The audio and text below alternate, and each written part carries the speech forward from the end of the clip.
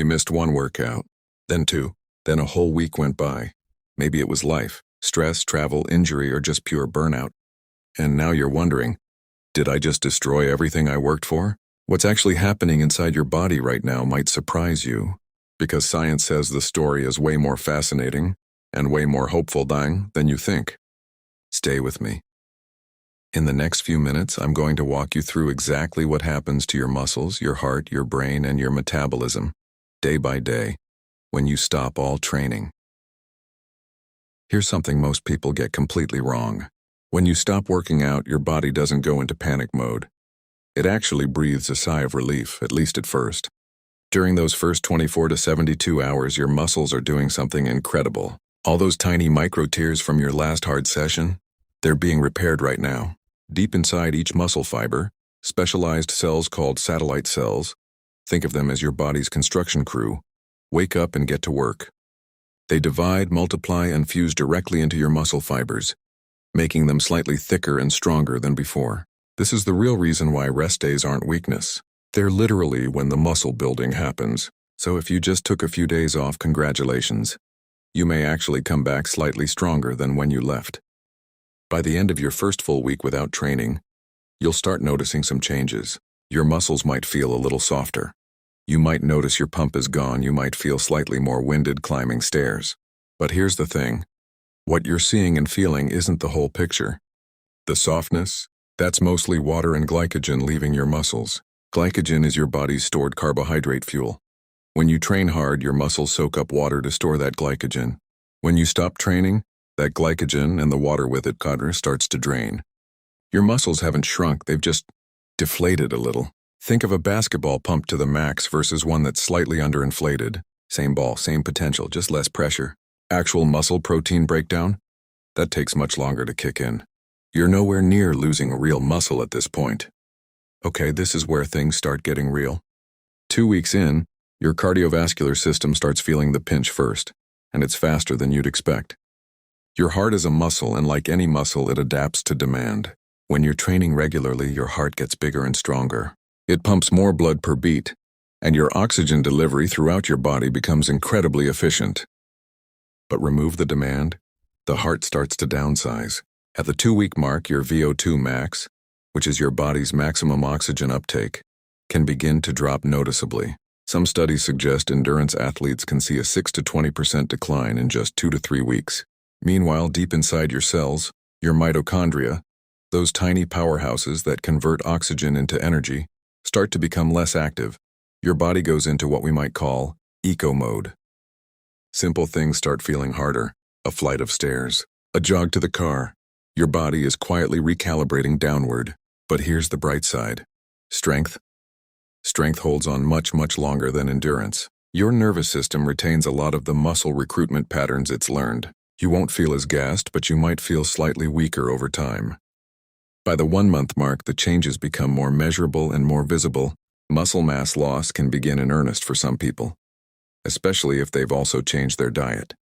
Research shows that the average person can lose between 1 to 3% of muscle mass after 3 to 4 weeks of complete inactivity. Your resting metabolic rate, how many calories you burn just existing, can also begin to dip. Muscle is metabolically expensive tissue. Less muscle means fewer calories burned at rest. Strength loss by this point can be noticeable, particularly in exercises that rely on neuromuscular coordination, things like squats, deadlifts, Olympic lifts. Your body composition is genuinely shifting now, not destroyed, but shifted. But wait, before you spiral, remember this. Every single change we've described, it's reversible. And because of one remarkable biological feature, reversing it will happen far faster than you think. This is the part that changes everything. When you train consistently over time, your muscle fibers accumulate extracellular nuclei, called myonuclei. These nuclei are like mini control centers that direct protein production and muscle growth. Now here's what's remarkable.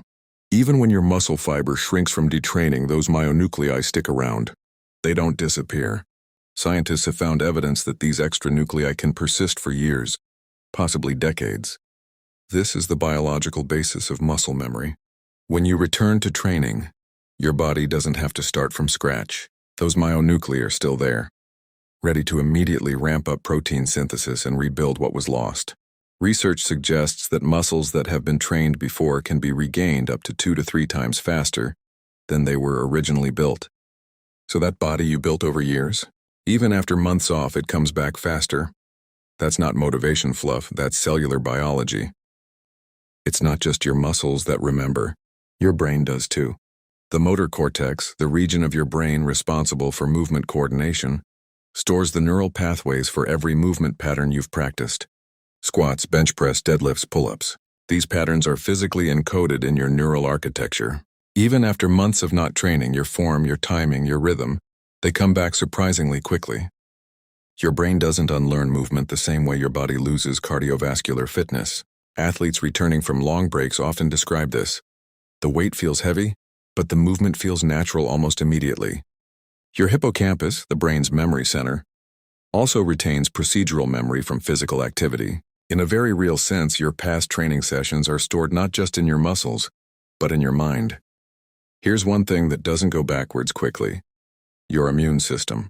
Years of consistent training leave a lasting protective mark on your body's defense system. Trained individuals have higher levels of natural killer cells, anti-inflammatory markers, and more efficient immune responses. And these advantages don't disappear the moment you stop training. Research suggests that even after extended breaks, the immune system of a previously trained person remains more robust than someone who has never exercised consistently. Your body remembers what you've built, even when you can't see it. So you're ready to come back. Here's what you need to know. Don't try to pick up where you left off. Your cardiovascular system and your connective tissue, tendons and ligaments, need time to catch up to your nervous system and muscle memory. Week 1 back. Go to 50 to 60% of your previous volume. Focus on form, not load. Week 2, increase to 70 to 80%. Week 3 onward, you'll be surprised how fast you're back. The biggest injury risk when returning is going too hard, too fast, because your muscles remember. But your joints haven't caught up yet.